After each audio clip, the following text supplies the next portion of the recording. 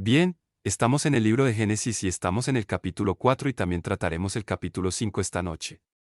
Y todo el mundo llama al capítulo 4 el primer asesinato, pero eso es un error. De hecho, para ser sincero, hay ciertos capítulos de la Biblia de los que me sorprende cómo la mayoría de los comentaristas pasan por alto algunos de los puntos clave. En general, puedes leer los comentarios conservadores y entenderlos bastante bien. Y aquí y allá, recoges un cabo suelto, pero prácticamente están en la línea central. Este es un capítulo. De hecho, estaría dispuesto a decir que este podría clasificarse como uno de los capítulos más incomprendidos de la Biblia. Vamos a abordar algunas cuestiones que sustentan todo este asunto. Todos conocemos la historia de cómo Caín asesinó a su hermano Abel. Pero la verdadera pregunta es por qué había detrás de esto, qué estaba pasando realmente y qué lecciones podemos aprender de esto. Y una de las cosas que se esconde detrás de esto y de la que puedes hablar de camino a casa es, ¿por qué los hombres odian? ¿Por qué los hombres odian? Y eso es el problema de raíz que está detrás de todo este problema. Entonces, en el libro de Génesis, por supuesto, dedicamos bastantes semanas a lo que llamamos los capítulos 1 y 2 de la semana de la creación. Dedicamos alrededor de 8 sesiones a eso. Y luego la última vez en el capítulo 3, fue el semillero de toda la Biblia. Génesis capítulo 3, la caída del hombre, la situación del hombre. Y podría agregar la situación de Dios. Dios nos ama y, sin embargo, nos puso en una situación en la que nada menos que la muerte de Dios prevalecería para sacarnos de allí. Nosotros hasta este punto de nuestras vidas. Te damos gracias, Padre, porque en tu reino no hay accidentes, ni coincidencias, que todos estamos aquí donde tú nos has ordenado que estemos. Te pedimos, Padre, que nos des discernimiento para reconocer lo que tienes de cada uno de nosotros en estos días que se avecinan. Mientras reflexionamos, Padre, sobre los ministerios de Elías y Enoc y otros en los días de la apostasía, mientras reconocemos las nubes oscuras de la apostasía en nuestro propio horizonte. Te pedimos, Padre, que nos des discernimiento y resolución, que no nos escudarías y protegerías, y que continuarías equipándonos, para que cada uno de nosotros podamos ser mayordomos más fructíferos de las oportunidades que se nos presentan al comprometernos, por fe, como lo hizo Abel, en tus manos. En el nombre de Yeshua, nuestro Señor y Salvador, el Cordero que fue inmolado por nosotros. Amén. ¿Cómo terminó el juicio que hemos estado enfrentando? Pero también dice, Chuck, finalmente me convenciste, porque Tim era uno de esos tipos que nunca creyeron lo de los Nepilim que hicimos nosotros y ha estado investigando que me escribió una carta diciendo que se había unido a nuestro lado, por así decirlo, lo cual, por cierto, te animé, la mayoría de los eruditos del servicio tienen esa opinión, pero él también es muy generoso en su apoyo al ministerio, tanto emocional como de otro modo. ¿Qué quiso decir Jesús cuando advirtió? Nosotros, como en los días de Noé, así será también la venida del Hijo del Hombre. Para entender ese comentario en Mateo 24, es necesario entender los días de Noé. El propósito de la inundación es tan importante, si no más, que la inundación misma. Hablaremos de eso la próxima vez. ¿Y quiénes eran los Nefilim? ¿Los caídos? Hablaremos de eso la próxima vez. Permanezcamos firmes por una palabra de oración final. Tenemos a Caín y Abel esta noche. Tenemos al primer fariseo en cierto sentido, el primer religiosos profesionales, y tenemos aquellos que simplemente se acercan a Dios sobre la base de que hay que acercarse a Él mediante el sacrificio de sangre. Inclinemos nuestros corazones. Padre, te alabamos por tu palabra. Te damos gracias, Padre, porque has llegado a tales extremos, de hecho, desde antes de la fundación del mundo, para elaborar un plan para nuestra redención. Te damos gracias, Padre, por ese plan. Te damos gracias, Padre, por el don del pariente redentor, cuya obra completada sirve para nuestra salvación. También te damos gracias, Padre, por tu Espíritu Santo que nos ha traído. Estas infinitud sobre Dios. ¿Cómo se demuestra el amor infinito? Jesús nos dijo: nadie tiene mayor amor que el que da su vida por sus amigos. Jesucristo fue voluntariamente a la cruz por ti y por mí. Un diseño integrado. El Nuevo Testamento está oculto en el Antiguo Testamento. El Antiguo Testamento está revelado en el Nuevo Testamento. Y vamos a ver encontrará evidencia de esto en cada página no solo del libro de Génesis sino de toda la Biblia. Terminemos esto. Lamec vivió después de engendrar a Noé 595 años y engendró hijos e hijas. Todos los días de Lamec fueron 777 años. Y murió y Noé tenía 500 años y engendró a Cam, Sem y Jafet. Otra cosa que olvidé fue que pasamos junto a Caín, que conocía a su esposa y tenía un hijo. No sé por qué es así. La pregunta más popular es la más irrelevante de todo este capítulo. ¿Con quién se casó Caín? ¿De dónde sacó a su esposa? Se casó con la hermana de su hermano porque pudo. ¿Bien? ¿No? Eso es bastante malo. Tuve que trabajar en eso. Obviamente se casó con un miembro de la familia, pero la familia era muy extensa. Entonces, ¿con quién se casó? No es ningún misterio para nadie que lo entienda. No, son 500 años y él engendró a Sem, Cam y Jafet. Y la próxima vez hablaremos mucho de ellos. En la próxima sesión, haremos algunas preguntas la próxima vez. ¿Por qué Dios envió el diluvio? Bueno, ¿porque la tierra era pecadora? Bueno, si ese es el caso, será mejor que consigamos algunos chalecos salvavidas. ¿Por qué Dios envió el diluvio? Hay un trasfondo muy extraño aquí. Por cierto, ayer recibí una carta encantadora de Tim LaHaye, felicitándola, enseñando que su muerte traerá el desesperado consuelo del descanso. Si estas palabras estuvieran en otro orden, no tendría sentido. Y aquí está, un resumen del Evangelio cristiano escondido aquí en la Torá en el capítulo 5. Ahora bien, esto tiene muchas implicaciones. En primer lugar, no hay manera de que me convenzan de que un grupo de rabinos judíos se las arregló para ocultar un resumen del Evangelio cristiano en una genealogía dentro de su muy venerada Torá, los libros de Moisés. De ninguna manera. De ninguna manera. Y muchos objetarán que algunos de estos las raíces podrían significar algo más. Desde mi punto de vista, es como si estuvieras en un jardín antiguo, te acercas a través de la yedra, hay una pared y hay una puerta en la pared. Abajo entre la yedra encuentras una llave. Puedes discutir todo el día si esa llave funciona con la puerta. La forma más fácil es ponerlo en la puerta y ver si la abre. Si abre la puerta, es la llave de la puerta. Así es como yo veo esto. Está bien, de todos modos. Pero aquí también hay otra implicación. Y eso es que el plan de redención de Dios no fue una reacción instintiva ante la sorpresa de que Adán lo arruinara. Cuando empezó Dios a tratar contigo por primera vez. Efesios 1 versículo 4 te dice que antes de la fundación del mundo Dios te tenía en mente. Y Dios se dispuso, sabía que Adán nos pondría a todos en una situación que nada menos que la muerte de Dios prevalecería para sacarnos de esta situación. Y, sin embargo, siguió adelante con esto como una demostración de cuánto puede amar un Dios. Hablamos de poder infinito, conocimiento infinito, todo. En tecnología, pero en fin. Así que no voy a entrar en la genealogía, excepto para decir que creo que no tenemos vergüenza en simplemente aceptar lo que dice. Les dije que les expliqué que el año del diluvio fue el año en que muere Matusalén. Luego llegamos a Lamec. Ahora de aquí qué raíz tenemos que aún hoy está en nuestro lenguaje en lamento o lamentación. La raíz significa desesperación. Creo que hace eco de lo que leemos en el capítulo 4 con el poema que Lamec de Caín leyó a sus esposas. Este Lamec vivió 182 años, engendró un hijo, y llamó su nombre Noé, diciendo, este nos consolará. ¿Qué significa la palabra Noah? Puedes verlo en este versículo. Significa comodidad o descanso. Bueno, proviene de Nacham, que significa traer alivio o consuelo, consuelo o descanso. Entonces ahora dices, Chuk, aquí nos das mucho trabajo de vocabulario seco. ¿Por qué? Bueno, tenemos una genealogía en Génesis 5 que no está traducida en su Biblia. Está transliterado. Adán, Set, Enos, Cainán, Alel, Yared, Enoc, Matusalén, Lamec y Noé. Sabiendo lo que ahora sabemos, habiendo explorado las raíces y el significado de estas palabras como se revelan las escrituras, olvidé mencionarlo, creo que por cierto se me pasó por alto Kinan Kenites es cuando Balaam en números estaba mirando, hizo un juego de palabras con los Kenites. Sabemos algo de esto por las escrituras. Puede que me haya perdido eso. De todos modos, Adán significa hombre, ¿verdad? Se significa designado. El hombre es designado dolor mortal. Pero el Dios bendito descenderá enseñando que su muerte traerá. ¿La muerte de quién? La muerte de Dios traerá el desesperado consuelo del descanso. Al hombre le está destinado el dolor mortal, pero el Dios bendito vendrá. Lo había traducido. Y antes de su traducción tuvo este testimonio de que agradó a Dios. Oh, si eso pudiera decirse de nosotros. Si de alguna manera, a través de intensa oración, compromiso y resolución, pudiéramos caminar lentamente para agradar a Dios.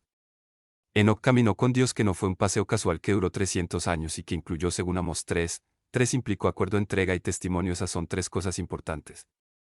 Ese privilegio que tuvo Enoc está disponible para ti y para mí. Colosenses 2:6, me refiero a Colosenses 2:6, Colosenses 5 y 25, 2 Corintios 5:7. Tú y yo deberíamos aspirar a caminar con Dios, para agradarle. Y creo que eso también nos haría elegibles para Rapture, ¿no es así? ¿No sería eso emocionante? Interesante paralelo allí.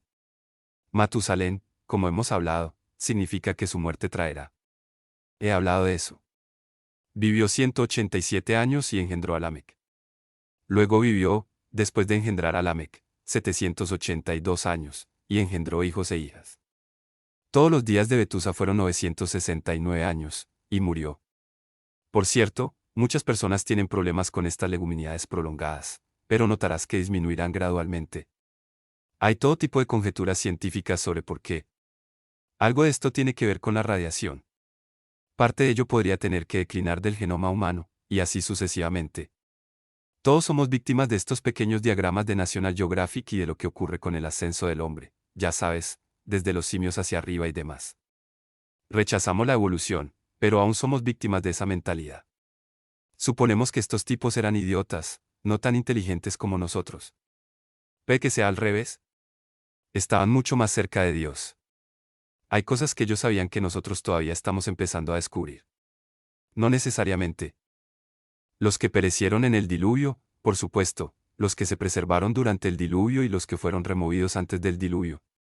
Voy a sugerirles que Enoc no estuvo después del diluvio ni en medio del diluvio, sino que fue antes del diluvio. Es interesante que en la profundidad de la apostasía tenemos a Enoc, quien fue trasladado y estaba a medio camino entre Adán y Abraham. Elías fue trasladado a medio camino entre Abraham y Cristo. Ambos ministrando en un nadir de apostasía, ambos traducidos. Algo interesante. La iglesia probablemente será trasladada al punto más bajo de la apostasía, hacia el cual nos estamos hundiendo rápidamente. Cuando obtenemos uno de los canales más conservadores de la televisión están haciendo una semana de duración esta semana sobre la guerra contra el cristianismo, la realidad de la guerra contra los cristianos. De todos modos, versículo 21, Enoc vivió 65 años y engendró a Matusalén. Enoc caminó con Dios después de engendrar a Matusalén durante 300 años y engendró hijos e hijas. Todos los días de Enoc fueron 365 años. Enoc caminó con Dios y no estaba. Dios se lo llevó. Entonces a eso lo llamaré ser arrebatado. En Hebreos 11.4 vimos eso. Hebreos 11.5 dice, por la fe Enoc fue trasladado para no ver muerte. Y no fue encontrado porque Dios es absolutamente seguro. Incluso se menciona en cierto sentido en tiempo pasado. Y así es exactamente como la Biblia habla a menudo de ello. Incluso Apocalipsis 19 está en tiempo pasado. Mira, entonces es como historia. Nada puede cambiarlo. Porque, ya sabes, Felipe en 3 Timoteo 1, él va a sujetar todas las cosas a sí mismo. Lo segundo que sabemos es quién lo acompañará. Sus santas miríadas. ¿Y quiénes son ellos? Encuentran las miríadas en otros pasajes. Zacarías 14, 5, Apocalipsis 7 y 14, Daniel 7 y 10 y así sucesivamente. Y Moisés habla de Deuteronomio 33, las miríadas de sus santos, ángeles en el sentido de Hechos 7, 53, Gálatas 3, 19. Y el regreso de Cristo en Mateo 25, 31. Todos los santos ángeles vendrán con él. Y sin embargo los creyentes también según Colosenses 3, 4 y 1 Tesalonicenses 3, 13. Y la tercera cosa que sabemos de esta profecía es que conocemos el propósito de su venida. Tanto la primera como la última profecía de la Biblia se centran en la segunda venida de Jesucristo. Él vendrá a traer juicio según Hebreos 9, 26, etc. Y sabemos el resultado de su venida, por supuesto, eso será que todos los impíos serán convencidos de todas las obras de impiedad y demás. Muy claro. Todos los libros abiertos y el juicio final. Por cierto, podría mencionar que hay 3 grupos de personas que enfrentan el diluvio de Noé. Hablaremos de esto cuando lleguemos al capítulo 6. La tierra y podría ser, algunos conjeturan, que esas cosas pueden haber comenzado en los días de este niño y por eso fue llamado Yared, y que bajará.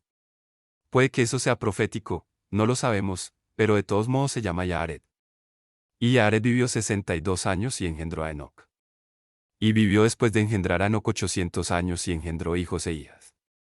Y todos los días de Yared fueron 962 años y murió. Ahora tenemos a Enoc. Hemos hablado de Enoc. Este es uno de los chicos más interesantes del mundo. Biblia, por cierto. Pero su nombre significa que es un término académico, que significa comienzo o enseñanza.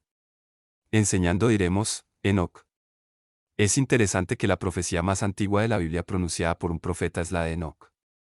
No lo encontrará en la Torá, lo encontrará en el libro de Judas, un justo antes del Apocalipsis. El hermano de Jesucristo escribió una epístola, y dice, y también Enoc, el séptimo desde Adán, profetizó de estos, está hablando del fin de los tiempos, diciendo, he aquí, el Señor viene con 10.000 de sus santos para ejecutar juicio sobre todo, para convencer a todos los que son impíos entre ellos de todas las obras impías que han cometido impíamente, y de todos los duros discursos que los pecadores impíos han pronunciado contra él. Parece haber una restricción de vocabulario aquí por parte de los traductores, pero de todos modos impío aparece 4 veces en una oración. Pero el punto es que esta es una profecía interesante. Es una profecía de la segunda venida de Jesucristo que fue pronunciada antes del diluvio de Noé.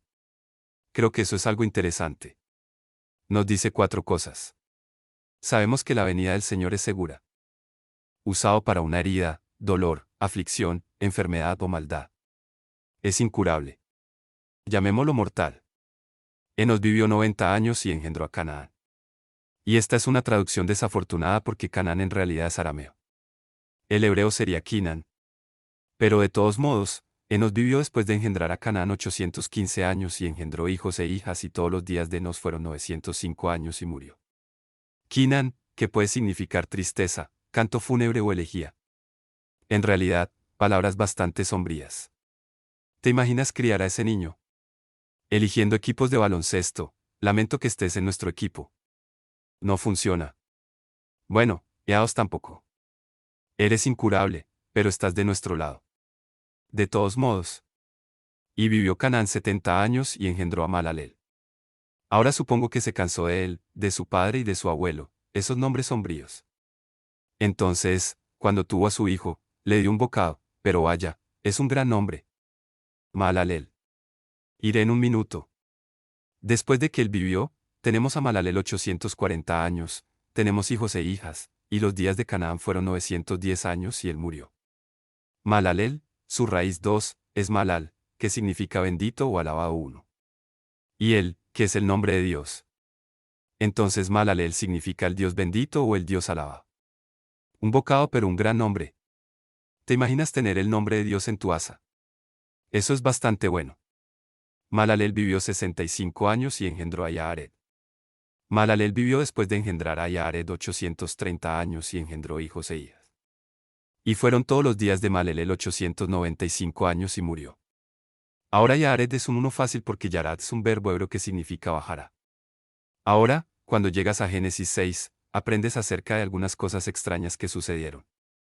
A los suyos vino y los suyos no le recibieron, pero a todos los que le recibieron les dio potestad de ser hijos de Dios. Esa no es solo una frase espiritual, es una declaración muy definitiva que se explica en el capítulo 3 de Juan. Nacer de nuevo no es solo un modismo espiritual, es un evento muy, muy importante. Eres una nueva creación en Cristo. Pero sigamos aquí. Llamó su nombre Set. ¿Qué significa Set? ¿Recuerda lo que quiso decir Ses? ¿Qué te dijo a qué quiso decir Ses? Designado, bien por ti. Adán es fácil, Adán significa hombre, podría haberte preguntado eso, significa hombre. Los días de Adán después que engendró a Set fueron 800 años, engendró hijos e hijas y todos los días que vivió Adán fueron 930 años y murió. Y Set vivió 105 años y engendró a Enos. Ahora Set significa designado como Eva explicó en el capítulo 4 versículo 25. Set vivió después de engendrar a Enos 807 años y engendró hijos e hijas. Y fueron todos los días de Set 912 años y murió. Mucha gente que lee 5, muchos comentaristas, pasas por 5, todo lo que ven es que murió y fulano de tal y murió. Es un libro de la muerte. No, eso es porque no han hecho los deberes para traducirlo. Nos vemos y lo tengo todo traducido menos los nombres propios. Ses, Enos, esos están transliterados. Son aproximaciones en inglés de cómo se pronuncian, pero no están traducidas. Vamos a intentar traducirlos. Tenemos a Adán, Set, tomemos a Enos. ¿Qué significa Enos? Proviene de una raíz que significa mortal, frágil o miserable. Proviene de la raíz Anos, que es una raíz que significa incurable. Es por lo general. Padre. Ese hijo, la palabra para amor. El amor es la esencia del Padre. Mira, lo que quiero decir es que puedes construir el significado de las palabras si entiendes el significado de las letras. En inglés o en la mayoría de los demás idiomas, las letras son estrictamente fonéticas. Y hay que juntarlos y luego aprender qué significa esa palabra. Pero el hebreo se construye desde las raíces. Y para rastrear algunos, si estás tratando de descubrir qué significan los nombres propios, tienes que profundizar en las raíces hebreas. Y hay fuentes para eso, pero generalmente son difíciles. Pasar por. Pero echemos un vistazo y veamos qué podemos juntar con la genealogía aquí. Génesis capítulo 5 versículo 1, y este es el libro de las generaciones de Adán. En otras palabras, este es el libro de las generaciones de Adán. El día que Dios creó al hombre a semejanza de Dios, lo hizo. Varón y hembra los creó, los bendijo y llamó su nombre Adán. Adán no es el chico, es la combinación. Son una carne. Podemos entrar en todo el asunto allí, pero otro día. En el de Ian en el cual fueron creados, y vivió Adán 130 años y engendró un hijo a su semejanza según su imagen y llamó su nombre Set. Quiero que notes algo. Adán, tanto el Señor como la señora Adán, eran a semejanza de Dios. Él los creó directamente. Son hijos de Dios. Bar Elohim y la mujer también. Set no es hijo de Dios, es hijo de Adán. Tú y yo somos hijos de Adán. No somos hijos de Dios a menos que hayamos nacido de nuevo. Juan capítulo 1 versículo 11 y 12. Jesús hablando de Jesús. Nombres que no sabemos lo que significan. En hebreo, todas las palabras en hebreo están formadas por raíces de 3 letras. Y las raíces tienen significado. De hecho, no me tomaré el tiempo esta noche, pero vale la pena descubrir que hay 22 letras en el alfabeto hebreo. Y si descubres cómo se escribieron esas cartas antes del cautiverio babilónico, fueron escritas de una manera un poco diferente, pero de una manera que representaba algo visual. Y si aprendes lo que significan esas letras, podrás interpretar alrededor del 80% del hebreo. El departamento de hebreo de la Universidad de Arizona señaló esto para mí. Me señalaron que descubrieron que si les enseñan a los niños cómo se escribía originalmente el hebreo y aprenden lo que significan esas letras, entonces pueden leer alrededor del 80% del hebreo. Debido a que el alfabeto hebreo no es solo fonético, como la mayoría de los alfabetos, también lleva su concepto impulsado. Aleph, la primera letra del alfabeto, es la primera letra, entonces significa primero o líder, ¿verdad? Aleph, es similar a, en realidad fue escrito como, algo así como cabeza de buey, cuerno largo, cuernos con una calavera. Entonces significaba fuerza o líder, eso es lo que significa Aleph. Bet era como una pequeña línea con un tipi encima.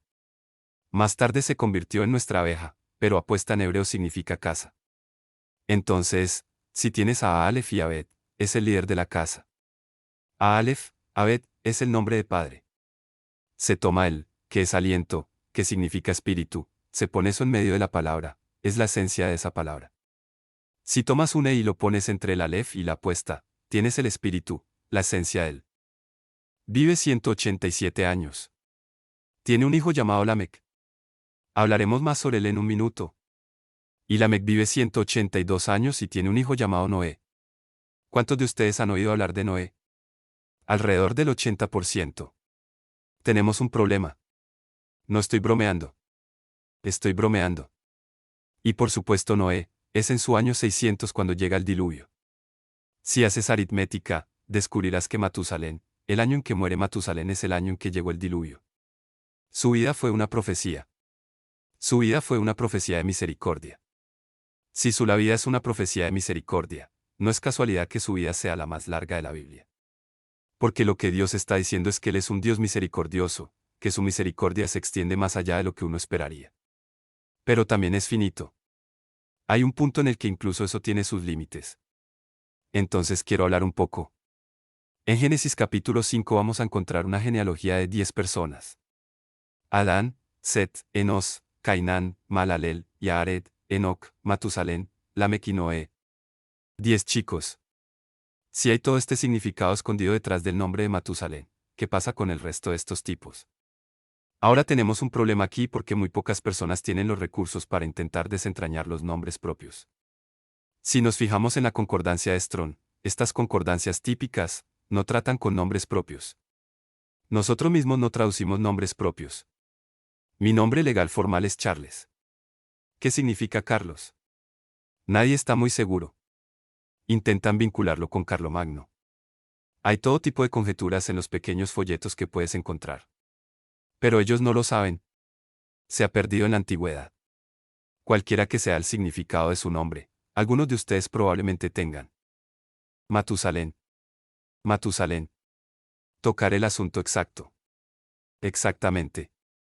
Sin embargo, vivió 969 años. Sin embargo, murió antes que su padre. Bien, miraste hacia adelante. Muy bien, tienes razón. Todo el mundo olvida quién fue el padre. Su padre fue Enoc. Y Enoc no murió. Estaba, perdone la expresión, embelesado. Pero a la edad de 65 años, Enoc tuvo una experiencia de algún tipo porque a partir de ese día dice que caminó con Dios y lo hace por más de 300 años. ¿Vive hasta los 365 años? Entonces, a la edad de 65 años, sucedió algo que hizo que durante los siguientes 300 años, el resto de su vida, caminara con Dios. Ahora su hijo se llama Matusalén. El nombre Matusalén proviene de una raíz que significa muerte. Mu significa muerte. Ocurre 125 veces en el Antiguo Testamento. Y el verbo salach, que significa traer o enviar, aparece 60 veces en el Antiguo Testamento, generalmente para traer un juicio. Entonces el nombre Betusela, la combinación de esas dos raíces, significa que traerá su muerte. Dices, muchacho, que es un nombre un poco extraño para un niño. Verás, una de las cosas que necesitas entender, la abordaremos cuando lleguemos al capítulo 6, el diluvio de Noé no fue una sorpresa. Se había predicado durante 4 generaciones. Conocían el diluvio. Los que escuchaban sabían que se avecinaba un juicio. A Enoc se le dio una profecía. Le dieron varios. Hablaré de otro que también consiguió. Se le dio una profecía de que mientras su hijo viviera, el juicio del diluvio sería retenido. Así le puso el nombre, su muerte traerá. Eso es bastante extraño. ¿Te imaginas a las niñas criando a ese niño? Cada vez que se resfriaba, el vecindario entraba en pánico, ¿verdad? Matusalén. Muchos como el texto autorizado, especialmente para algunos de estos primeros manuscritos. Y lo que dice el Targum de Onkelos, entonces los hombres desistieron de orar en el nombre del Señor. Si miras otro documento llamado Targum de Jonatán, todas estas son fuentes rabínicas, dice que pusieron a sus ídolos el apellido del Señor. Y si miras a Kimchi, Rashi e incluso Jerome, todos están de acuerdo con esto. Maónides, probablemente el más venerado de los sabios hebreos, publicó su comentario sobre la Misna, que forma parte del Talmud, en el siglo XII, 1168. Él atribuye el origen de la idolatría a los días de Enos. Entonces es desafortunado que Génesis 4 y 25, el último versículo del capítulo 4, esté mal traducido. Necesitamos entender. Por muchas otras cosas que han surgido, aquí es donde comienza la apostasía. Hasta ahora, vaya, han cometido sus errores, todavía son pecadores, pero observan al Señor. Ahora estamos empezando a ver la apostasía instaurada. Así que, está bien, esto concluye nuestro rápido vistazo al capítulo 4. Veamos el capítulo 5. Pero antes de hacerlo, quiero hacerle una pregunta. Muchos de ustedes que están familiarizados con nuestro material probablemente estén familiarizados con el material que se publicará próximamente. Pero hay mensajes ocultos en la Biblia. Hay muchos eruditos que dicen que no existen tales cosas. Y desafortunadamente la Biblia lo es. Esa visión se ve brutalmente atacada por los hechos. Proverbios 25:2 dice, Gloria de Dios es ocultar una cosa, y honra de los reyes investigar un asunto. Dios ha puesto aquí tesoros para nuestro aprendizaje si nos tomamos la molestia de descubrirlos. Quiero darte un acertijo. ¿Quién es el hombre más viejo de la Biblia? ¿Alguien? Adán volvió a conocer a su mujer, y ella dio a luz un hijo, y llamó su nombre Set. Porque Dios, dijo ella, me ha designado otra simiente en lugar de Abel, a quien Caín mató. Entonces, aquí está Eva, Abel ha sido asesinado, Caín ha sido desacreditado, ella ahora, en cierto sentido, en un sentido práctico, ahora tiene un hijo. Y ella cree y por eso nombra a Set con el significado designado. La palabra Set proviene de una raíz que significa designado. Este versículo será importante para nosotros cuando lleguemos al capítulo 5. Porque queremos entender qué significa el nombre Set. Significa y significa designado. Y el versículo 25 del capítulo 4 es nuestra autoridad. El siguiente verso, YC también le nació un hijo, y llamó su nombre Nos. Entonces comenzaron los hombres a invocar el nombre del Señor, es lo que dice su traducción King James. Y me sorprende descubrir que la mayoría de los comentaristas aceptan esto sin mirarlo más de cerca. En inglés se tiene la impresión de que él llama su nombre Nos y luego comenzó a invocar el nombre del Señor. Sabes que si te detienes y piensas en ello, eso no tiene ningún sentido. ¿Quieres decir que Adán no lo hizo? ¿Quieres decir que Abel no lo hizo? Y dices no. No, eso no lo es. Mira, el problema es que eso no es lo que dice. Así es como ha sido traducido. Y la apostasía comienza con Enos. Creo que Génesis 4 y 25 debería traducirse. Entonces los hombres comenzaron a profanar el nombre del Señor. Este es el comienzo de la apostasía. Si estudias las fuentes hebreas, hay una traducción llamada traducción de Onkelos del Antiguo Testamento.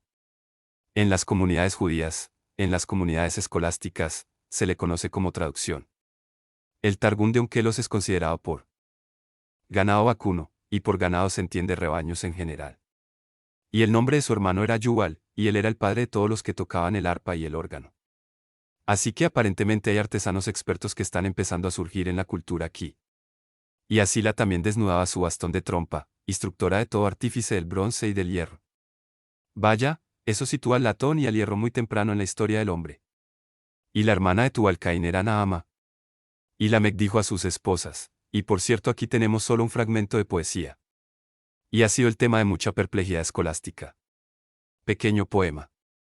Les dice a Aisilla, oíd mi voz, esposas de Lamec, escuchad mis palabras, porque he matado a un hombre para mi herida, y a un joven para mi herida. Si Caín será vengado 7 veces, verdaderamente Lamec, 77 veces. ¿Qué quiere decir esto? Nadie lo sabe. Hay todo tipo de conjeturas, ninguna de ellas es muy convincente. Según las tradiciones judías, este incidente con Lamec parece ser que mató a su hijo sin querer en un accidente de caza. Esto es lo que han fomentado algunas de las tradiciones rabínicas. Y entonces, al parecer, una de las cosas aquí es que este homicidio involuntario no lo puso en peligro a diferencia de Caín, es la opinión de algunos de los rabinos. Pero de todos modos, realmente no sabemos más que eso. Aunque la palabra Lamec, aparentemente esta también puede ser la raíz hebrea de la palabra Lamec, porque vamos a tener otro Lamec que descenderá abajo, ¿no? Y ese Lamec significa desesperación. Y así, la palabra misma, la raíz, en nuestro idioma inglés tiene la palabra lamento. La raíz probablemente proviene, haga eco, de estos primeros registros. Misterio para mí. Una de mis pequeñas frustraciones es que no he podido entender por qué Dios se molestó en poner la lista de sus descendientes en el capítulo 4. Porque cuando lleguemos al capítulo 6, todos se ahogarán. Entonces, ¿por qué están aquí? Bueno, te diré una cosa. Se ha puesto muy de moda en muchas publicaciones suponer que Caín era un mal tipo. Ciertamente mató a su hermano. Pero noto algo interesante que debería influir en nuestra perspectiva sobre Caín. Sí, cometió un gran error, y sí, debería haberse arrepentido más rápido, pero Dios le dio toda su vida para arrepentirse y no matarlo. Y quiero notar que su hijo y sus nietos tienen el nombre de Dios construido en sus nombres. Reconoces en Meuiel la L, el, que es un sufijo que se refiere a Dios. Y eso lo vemos en sus hijos. Entonces deduzco que Caín se convirtió en creyente y arrepentido. No me sorprenderá encontrarlo en el cielo cuando llegue allí. Porque puede haberse arrepentido porque su descendencia es temerosa de Dios. Eso dice mucho sobre Caín. Sí, cometió un error, ¿no lo hemos hecho todos? Y sí, él no lo manejó adecuadamente. Pero aún así, creo que hay lecciones aquí, y no veo a Caín, no lo veo como el más buscado, no está en mi lista de los más buscados. Él es el hombre que, de todos modos, engendró a Lamec. Ahora bien, Lamec es un personaje extraño. Lamec tomó 2 esposas. Este es el primer ejemplo de poligamia en la Biblia. Puede que no sea el primer ejemplo de que esto suceda, pero de todos modos. El nombre de uno era Ada y el otro Sila. Y Ada dio a luz como Yabal, y fue padre de los que habitan en tiendas y de los que tienen. Los hebreos llaman a Queda. Hablemos de tipos, por ejemplo. Ya sabes que puedes hacer una lista de las características de Abel. Fue pastor, dio ofrenda, fue odiado por su hermano, fue asesinado como enemigo, su plaga clama, dio el primogénito de un rebaño, recibió testimonio. Puedes ir, tengo una lista de 35 de estos, pero no te los voy a dar. Porque lo que quiero que hagas es que hagas tu propia lista y luego tomes a Jesús y lo compares con tu lista. Él era el bueno pastor. Dio una ofrenda, Juan 10.1. Fue odiado por sus hermanos, plural, Juan 3 y 25. Fue asesinado como enemigo según Hechos 2 y 23. Su sangre también clama según Marcos 12,9. Él es el primogénito de un rebaño en un sentido muy real. Un Pedro usa esa expresión en 1 Pedro 1 y 19. Ambos recibieron testigos. Jesús hizo que su inocencia fuera declarada por un centurión, por Satanás como en Judas y demás. Puedes hacer tu propia lista. Mostrar mi lista es inútil. Le resultará más útil elaborar su propia lista como pequeño proyecto. Te lo dejo a ti. Mientras tanto, sigamos con lo que le pasa a Caín. Caín conoció a su esposa y ella concibió y dio a luz a Enoc. Y construyó una ciudad. Ahora hay una primera pista de que hay población alrededor. Edificó una ciudad y llamó la ciudad por el nombre de su hijo Enoc. Y a Enoc le nació Herod, y Herod engendró a Mehuel, y Mehuel engendró a Metusel, y Metusel engendró a Lamec. Y antes de dejar esto, vamos a entrar en algunos versículos más donde habla de la genealogía de Caín. Ha sido un Algunas personas piensan que sí. Podría ser. O simplemente estaba huyendo, era un nómada, no lo sabemos. Quizás más idiomático que geográfico.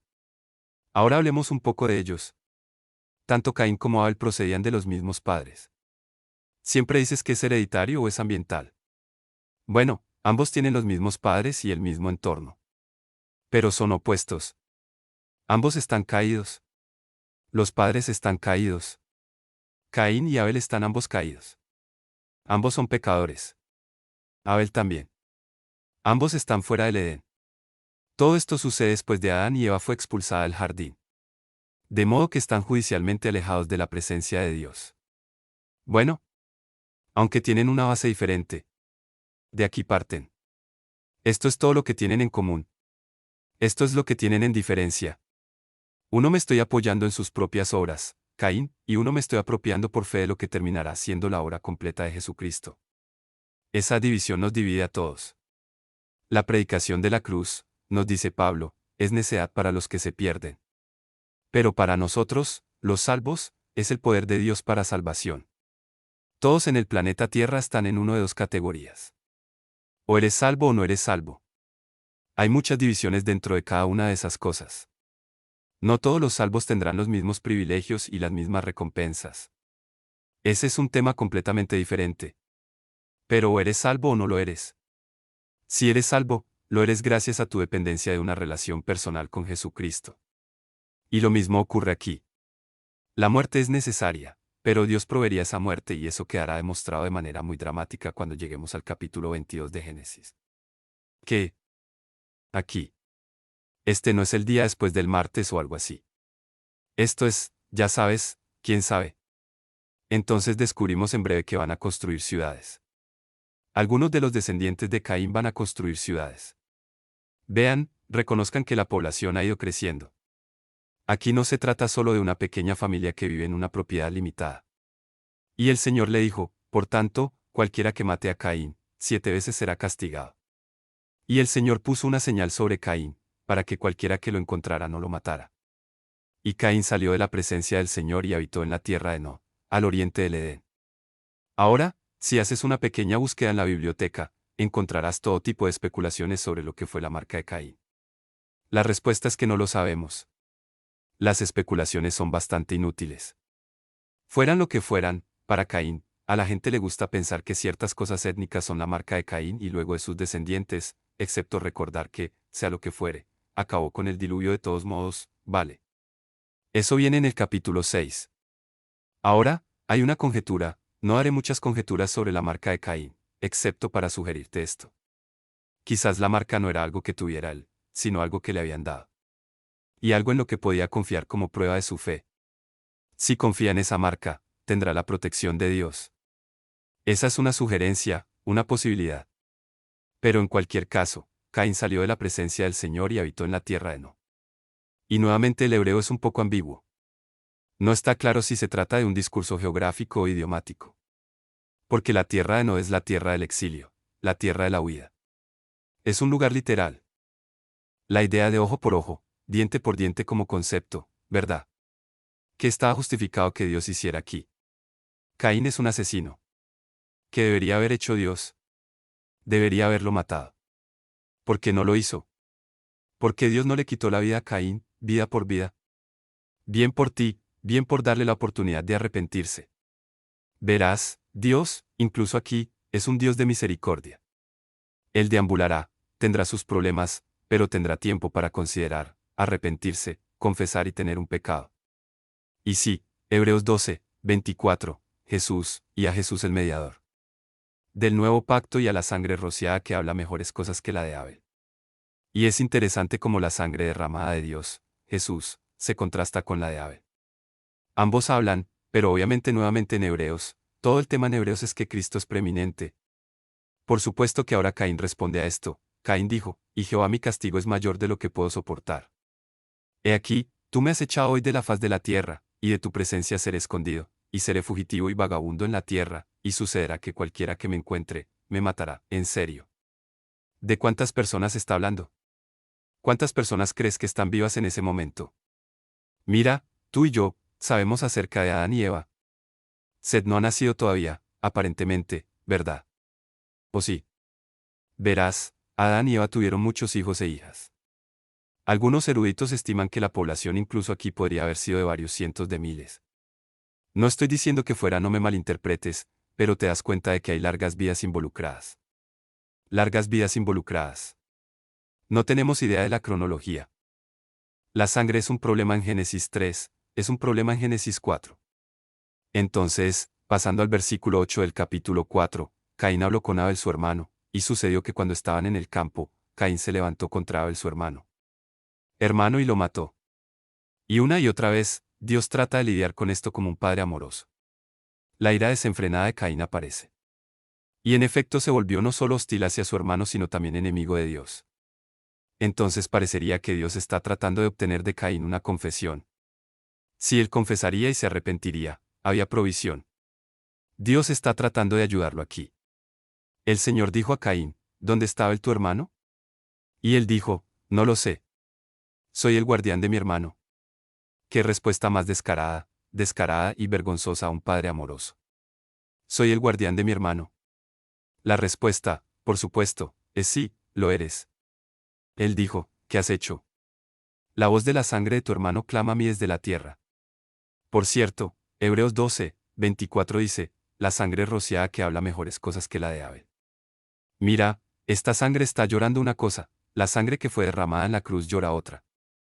Pero Dios va ahora, dice, ahora maldito eres tú de la tierra, que abrió su boca para recibir de tu mano la sangre de tu hermano.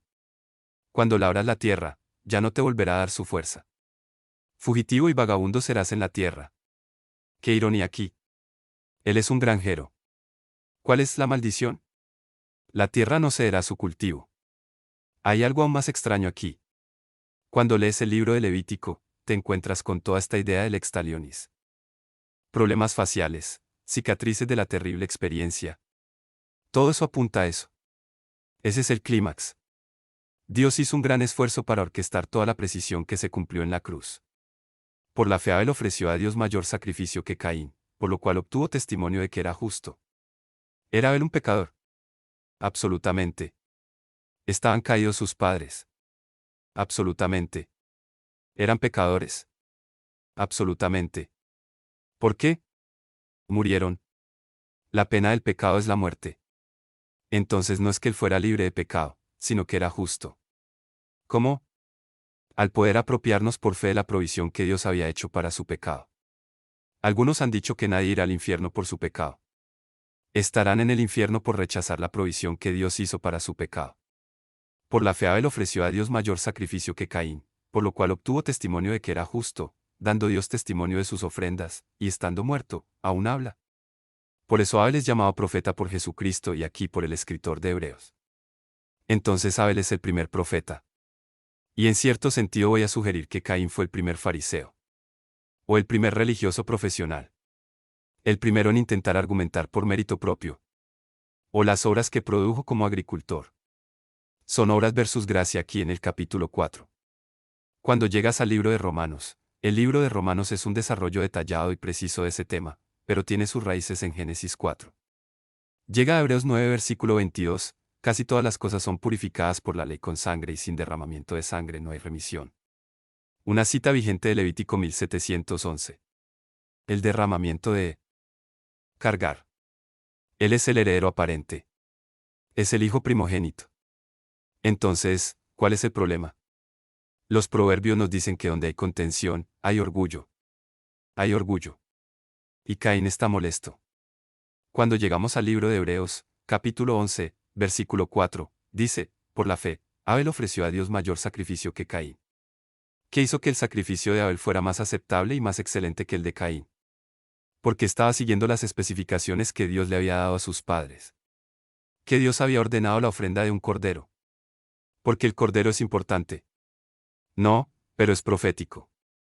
Así como todas las ofertas en el libro de Levítico que analizamos con tanto detalle durante nuestro estudio de Levítico, todos apuntan de diversas maneras a aspectos del cordero que había sido inmolado en la cruz. Y cuando llega al libro de Apocalipsis, hay un 7 libro sellado del que está sentado en el trono, sellado por dentro y por fuera. Y se corre la voz, ¿quién es digno de abrir el libro y desatar sus sellos? Y Juan dice, sollocé convulsivamente porque ningún hombre, tenía que ser un hombre, tenía que ser un pariente, ningún hombre pudo tomar el libro y desatar sus sellos. ¿Y qué nos alejará? Y uno de los ancianos dijo, mira, no llores. He aquí que el león de la tribu de Judá ha prevalecido. La raíz de David ha prevalecido, el león de la tribu de Judá, la Rut de David, ha prevalecido para abrir el libro y desatar sus sellos. Y Juan dice que miraron, no ve un león, vio al cordero como había sido inmolado. Creo que cuando miró allí vio huellas de clavos y un costado herido y... Entonces, no creo que la ausencia de fuego en nuestro actual servicio religioso sea un indicador. No me cites mal ahora. Entonces aparentemente lo entendieron de manera muy dramática. Aparentemente en aquellos días era muy obvio si Dios lo aceptaba o no y Caín está realmente molesto porque su ofrenda no fue aceptable. El Señor dijo a Caín, ¿por qué estás enojado? ¿Y por qué está decaído tu rostro? Así que aquí tenemos a un Padre amoroso que busca salvar a un pecador caído. ¿Por qué estás enojado? ¿Y por qué está decaído tu rostro? Si haces bien, no serás aceptado. Si no lo haces, el pecado está a la puerta. Ahora bien, el término aquí para el pecado yace a la puerta parece representar la idea de que está agachado ante la puerta, listo para saltar sobre él. Y los comentarios están llenos de discusiones sobre cómo el pecado puede atraparte y ponerte en una posición en la que ya ni siquiera es voluntario. Si lo dejas entrar, se hace cargo, por así decirlo. Y todo eso es válido, excepto que el problema es que la visión rabínica de esto es que a lo que realmente se alude aquí es que si hay un problema, hay una ofrenda por el pecado que lo solucionará. Hay una ofrenda por el pecado. Y en la traducción al inglés eso no está tan claro, pero en hebreo algunos de los expertos creen que lo que realmente está diciendo aquí es que si lo haces bien, está bien, pero si no, hay pecado, para eso es una ofrenda por el pecado. Verás. Pero luego dice algo más, y a ti será su deseo, y tú lo dominarás. En otras palabras, también señala que Caín es el primogénito. Esto implica primogenitura. Que el primogénito va a gobernar. Si todas las cosas son iguales, Caín estará en. ¿Eran aceptables o no? Aparentemente fue muy pragmáticamente obvio porque Caín está molesto. Está destrozado. Bueno, eso implica algo más. Ellos lo supieron de inmediato. ¿Cómo lo supieron? Puede que nos sorprenda a usted y a mí que Dios aparentemente en varias ocasiones haya recibido visiblemente su ofrenda. Moisés y Aarón en Levítico 9, descendió fuego y consumió la ofrenda. Vaya, lee el capítulo 9 versículo 24 de Levítico. Gedeón, pasó lo mismo, descendió fuego del cielo y tomó su ofrenda en el capítulo 6 del libro de Jueces. Los padres de Sansón, Manoúa y demás, lo mismo. El fuego descendió y arrasó su oficina. Y la Hicha, todos sabemos sobre el Monte Carmelo, eso es algo dramático. Todos los golfistas conocen el Monte Carmelo porque la Hicha tenía una desventaja, ¿verdad? Primero se rocía con agua y así sucesivamente. Haré un registro de mi enseñanza bíblica, no usaré esto como excusa para entrar en toda esa historia porque nos llevará demasiado tiempo esta noche. Pero todo un Reyes 18 es una tragedia que Cecil B. DeMille muriera. Porque este es uno que se perdió.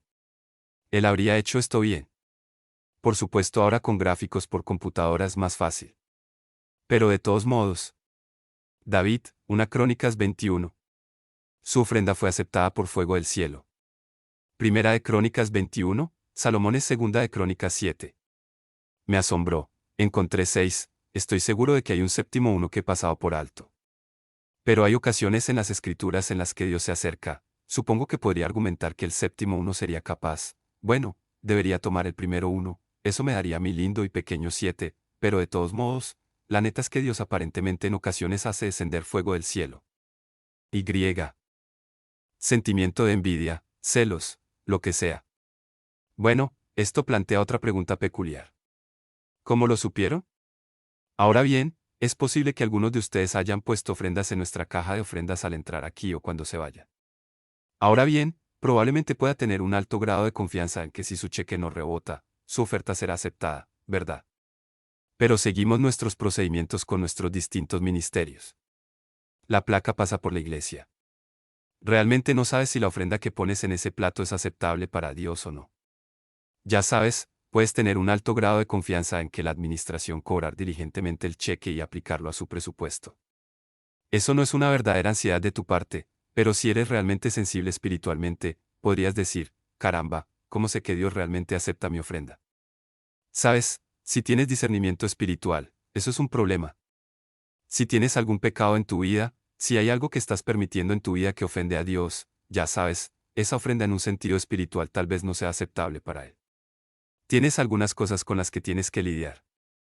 Bueno, ¿cómo pudo Caín, cómo supieron Caín y Abel que sus ofrendas? El concepto del día de reposo no se originó en el libro del Éxodo de los 10 mandamientos. De hecho, el mandamiento dice, recordad el día de reposo. El día de reposo fue instituido mucho antes de que existiera la nación judía. Ahora, más adelante se convierte en un emblema muy característico de la nación judía, pero el punto es que el día de reposo fue claramente ordenado en el capítulo 2. Y lo que a menudo me encanta señalar, y lo haremos cuando lleguemos al capítulo 6, ya sabes, cuántos de cada animal llevó Noé al arca. Todo el mundo dice, bueno, 2. La persona ingenua dice, bueno, 2 de cada animal.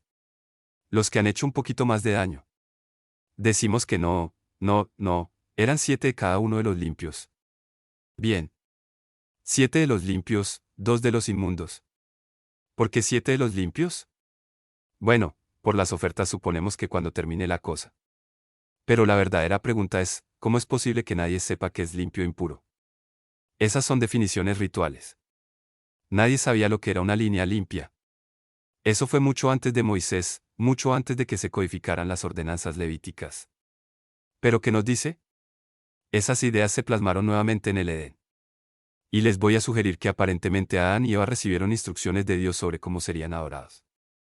Y Abel se está conformando a eso ofreciendo un cordero y su grasa. Esta es una oferta formalizada. El Señor tuvo respeto hacia Abel y su ofrenda. Pero no tuvo respeto por Caín ni por su ofrenda. Y Caín se enojó mucho y su rostro decayó. Caín está realmente molesto. Su orgullo ha sido herido. Ha sido eclipsado. Todos hemos tenido ese sentimiento. Puede que no nos guste admitirlo, pero todos hemos tenido eso. Forma. Y Abel, así que observemos a Abel, va a tener un papel, se dé cuenta o no, como profeta. Abel también trajo de las primicias de sus ovejas, y su cebo. Y el Señor miró con respeto a Abel y a su ofrenda. Pero no tuvo respeto hacia Caín ni hacia su ofrenda, y Caín se enojó mucho, y su rostro decayó. Bien, amigos, muchos de ustedes han estado conmigo en otras partes de la Torá. Quiero que juegues al detective. ¿Encuentras algo en el versículo 4 que parezca ser una pista? ¿De algún tipo? Una pista de algo, lo que un rabino llamaría un remés, un indicio de algo más profundo. ¿Qué notas en el versículo 4? Abel también trajo de las primicias de su rebaño, y de su grosura, y el Señor miró a Abel y a su ofrenda. Y luego continúa con Caín. ¿Qué notas en el versículo 4? ¿Alguien vio una frase extraña allí? Muy bien. Escuchémoslo de nuevo. La grasa del mismo. ¿De dónde resuena eso? Quizás no recuerdes que era Levítico 3 y 16. Lo que eso implica aquí, ¿sabes? Ofreció las primicias de sus ovejas y su grasa. La razón que resuena en tus oídos si has estudiado la Torá, los 5 libros de Moisés, es que es una frase repetida que tiene que ver con el ritual, las ordenanzas que tienen que ver con el ritual de dar una ofrenda. Lo que eso les dice, creo, es que lo que Abel está haciendo aquí no es simplemente traerle una oveja porque es pastor. Está cumpliendo con un requisito que tenía algunos requisitos procesales. Y hablamos mucho cuando estábamos en el capítulo 2 de que él. Distinciones aquí. Resulta que Abel tenía ovejas, pero el hecho de que estuviera ofreciendo una oveja puede tener un significado mucho más profundo que el hecho de que fuera un pastor. Hablaré de eso a medida que avancemos. Solo mantente alerta a eso. Descubrirá que hay una presunción por parte de la mayoría de los comentarios bíblicos de que eso tiene que ver con el motivo por el que eligen sus ofertas particulares. Y eso es, en cierto sentido, un juego de palabras adverso. Con el paso del tiempo aconteció que Caín trajo del fruto de la tierra una ofrenda al Señor. Básicamente no hay nada mal en eso parecería estar bien. Pero queremos volver aquí. ¿Sabes cuál es uno de los mejores comentaristas que puedes conseguir sobre las Escrituras? Las Escrituras, puedes apostar. Entonces, echemos un vistazo a este interesante pasaje en Lucas 11, comenzando alrededor del versículo 49. Por tanto, también dijo la sabiduría de Dios, les enviaré profetas y apóstoles, y algunos de ellos matarán y perseguirán, para que la sangre de todos los profetas, que fue derramada desde la fundación del mundo, puede ser demandada de esta generación. Jesús aquí les está permitiendo tenerlo. Lucas 11. Desde la sangre de Abel hasta la sangre de Zacarías que pereció entre el altar y el templo. De cierto os digo, será requerido de esta generación. Abel, te voy a sugerir, de las Escrituras es el primer profeta. Abel es un profeta. ¿Por qué digo eso? Porque Jesús lo llamó así. Él está hablando aquí de los profetas, la sangre de todos los profetas. Y menciona desde Abel hasta Zacarías. Ese es un incidente que ocurre al final del periodo del Antiguo Testamento. Jesús está haciendo referencia a él en este capítulo. Ahora estamos en el capítulo 4, versículo 1. Adán conoció a su esposa Eva. Fíjate, Neve, no es Esteve. Adán conocía a su Eva, su esposa. Y concibió y dio a luz a Caín, y dijo, he adquirido un varón del Señor. Ahora bien, la palabra Caín suele asociarse con la palabra hebrea Caná, que significa adquirir o engendrar. Caín significa engendrado. Parece extraño y bastante sencillo.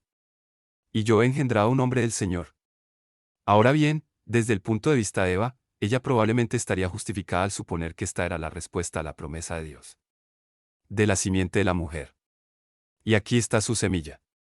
Probablemente pensó, no se dio cuenta de que todavía faltaban varios miles de años. Pero Caín nació primero, está bien. Y he recibido un varón del Señor. Y ella volvió a dar a luz a su hermano Abel. Hay algunos rabinos judíos, eruditos antiguos, que sospechan que eran gemelos. No dice eso. Creo que eso va más allá del texto, pero existen esas opiniones. No sabemos la diferencia de edad entre ellos. Y no hay ningún énfasis en las Escrituras, así que lo menciono solo de pasada. Ella nuevamente dio a luz a su hermano Abel. Y Abel o Jabal, significa un alimentador o cuidador de ovejas, etc. Abel era pastor de ovejas, pero Caín era labrador de la tierra. Ahora bien, debido a que yo era pastor y agricultor, eso lleva a muchos comentaristas a suponer que eso tiene algo que ver con las ofrendas que traían, y que realmente delata una falta de conocimiento o antecedentes por parte de los comentaristas. Sí, Caín era un labrador de la tierra y dio a luz para ofrecer frutos de la tierra, está bien, pero era una tierra maldita como los frutos de su trabajo. Importante. ¿Querubines? Solo hay 5 de ellos en la Biblia. 4 que guardan el trono de Dios y Lucifer, quien originalmente era el encargado de los querubines. Ahora, por supuesto, tiene un pequeño problema profesional, un problema, pero los querubines siempre están, así que la imagen que realmente se presenta aquí a los antiguos rabinos es que Dios habitaba al este del Edén y los querubines están allí para guardar el camino hacia el árbol de la vida para que esté disponible para usted y para mí una vez que Cristo ha completado su redención. ¿Estamos juntos? Ahora, no quiero exagerar eso. Esa es una opinión que sostienen los antiguos eruditos hebreos, y es consistente, como la vemos, con otras enseñanzas del Nuevo Testamento, pero se la traigo, no para vendérsela, sino para ampliar su horizonte. No se deje confundir por el versículo 24. Es fácil sacar demasiadas conclusiones sobre muchos versículos, especialmente en estas primeras partes del Génesis. Ahora, para guardar el camino hacia el árbol de la vida, recuerda al leer tu Nuevo Testamento como el programa de Dios para la humanidad a través de Jesucristo se llama repetidamente el camino en Hechos 9 a 2, Hechos 16 a 17, Hechos 18 a 25 y 26 a 19 y así sucesivamente. El camino, les explicó el camino. Lo llamamos rociar el Evangelio o explicar el plan de salvación. Esos son nuestros modismos. En la Biblia se le llamó el camino de Dios. La forma en que Dios ha establecido que usted y yo tendremos acceso en última instancia al árbol de la vida como lo tuvo Adán antes de caer y como encontramos en el libro de Apocalipsis una vez más es accesible para nosotros. Y aquí hay algunas raíces muy importantes. Pero sigamos adelante. Ahora bien, Génesis. Jardín del Edén, querubines. La versión King James tiene querubines en plural, pero eso es, querubines en sí son un sustantivo plural. Querubines singular, querubines es plural, pero en fin. Y una espada de fuego que giraba en todas direcciones para guardar el camino del árbol de la vida. Por cierto, esa traducción es un poco engañosa. Mucha gente, todos tenemos estas pequeñas imágenes, casi concluí uno en nuestras diapositivas aquí, pero no quería reforzar esa imagen, de un gran ángel en llamas en el jardín del Edén y Adán y Eva encogidos de miedo como si él estuviera ahí cuidándolos. Afuera. Eso es una especie de imagen que tienes en los libros de la escuela dominical. ¿Cuántos han visto ese tipo de fotos? Sí, bueno, eso no es lo que realmente dice, ¿ves? En el Targum de Jerusalén, ves la palabra que colocó, la palabra colocada allí en realidad se traduce 83 veces habitada o tabernáculo. Dios tabernáculo al este del jardín del Edén entre los querubines. Eso es lo que realmente dice el hebreo. Y a lo largo del Antiguo Testamento, cuando se habla del Arca de la Alianza, se visualiza a Dios, al menos idiomáticamente, morando entre los querubines, el mismo término aquí, como una lengua de fuego, la gloria siaquina, para mantener abierto el camino al árbol de la vida. Mira, originalmente no tuve el beneficio de esto, ya que encontré estas fuentes judías que aclaran esto. Pero siempre me pregunto, ¿por qué Dios puso una viga de carro para guardar el camino del árbol de la vida? Eso es tonto. No hace falta ser un superángel para hacer eso. Un ángel sería suficiente. Si el objetivo es mantener alejados a Adán y Eva, un ángel es una exageración. Un ángel masacró a 185.000 sirios una noche después de cenar.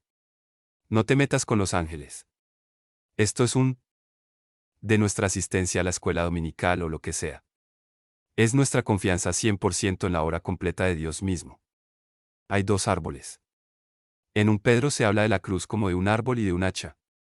Ambos están en un jardín, el jardín del Edén, jardín adyacente a la tumba del jardín.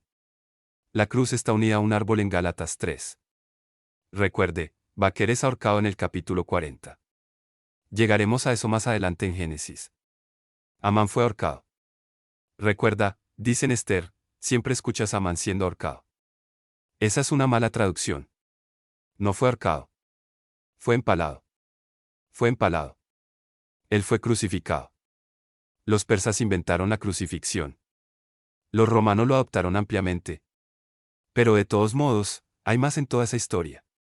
Estudie nuestro comentario. Estos dos árboles son contrarios. Ambos están plantados por Dios. Uno es plantado por Dios y uno por el hombre. Ambos agradables a la vista. Yo no tenía belleza. Debería morir como arte. Se me prohibió, se me ordenó comer. Satanás sedujo al uno, Satanás intenta impedirlo al otro. Uno trajo el pecado y la muerte, el otro trajo la vida y la salvación. Entonces es un contraste entre el árbol del que hablamos, el árbol de la vida, y el árbol que está en el Gólgota. De todos modos, y luego a medida que avanzamos en Génesis, terminándolo, dice, el Señor Dios dijo, he aquí el hombre ha llegado a ser como uno de nosotros, sabiendo el bien y el mal. Y ahora, eso significa experiencialmente. Y ahora, para que no extienda su mano y tome también el árbol de la vida, y coma y viva para siempre en su pecado, ¿me seguís? Por eso el Señor Dios lo envió desde el jardín del Edén a labrar la tierra de donde fue tomado. Entonces expulsó al hombre y lo colocó al este de él. Cubrirse y Dios incluso aquí en el jardín del Edén les está enseñando una lección al reemplazar sus prendas de vestir hechas por ellos mismos con túnicas de pieles. Y es posible que se lo pierda hasta que haya leído el resto de la Biblia y vuelva a leerla. Pero Dios les está enseñando que mediante el derramamiento de sangre inocente quedarían cubiertos. Y ese será el hecho subyacente del capítulo 4. No entenderás la historia de Caín y Abel a menos que entiendas que esta pequeña pista que tenemos en el versículo 20 del capítulo 3 es indicativa no solo de una visión pragmática, no era mejor darles ropa abrigada, sino que Dios mismo les enseñaba personalmente que con el derramamiento de sangre serían cubiertos. Hay una lección moral en eso. Solo por la sangre inocente serían cubiertos, es Levítico 1711 y es el tema que lleva la cruz. Es el tema que califica a Jesucristo en Apocalipsis 5 para tomar el séptimo libro sellado, el cordero como había sido inmolado. Ahora bien, ¿de qué tipo de hojas de parra estamos hablando? Tú y yo no corremos entre hojas de higuera. Sí. Buscamos ir a la iglesia, ejercicios religiosos, seguir reglas u ordenanzas, no beber ni fumar, lo que sea. Filantropía, muchacho, donamos regularmente a todas estas maravillosas organizaciones benéficas. Altruismo en general. Esfuerzos personales, peligro, peligro, peligro. Todo eso contrasta con la obra completada al 100% de Jesucristo. No es que no valga la pena hacer estas cosas, pero no afectan tu salvación. Jesús hizo el 100%. Y que usted intente añadir algo más a eso es una blasfemia. Eso es algo que solo Dios puede hacer. Y lo entenderemos mejor después del capítulo 4. La cruz es nuestra dependencia, no la regularidad. Tema entero. Hablamos de eso la última vez. Y también para Adán y para su esposa hizo el Señor Dios túnicas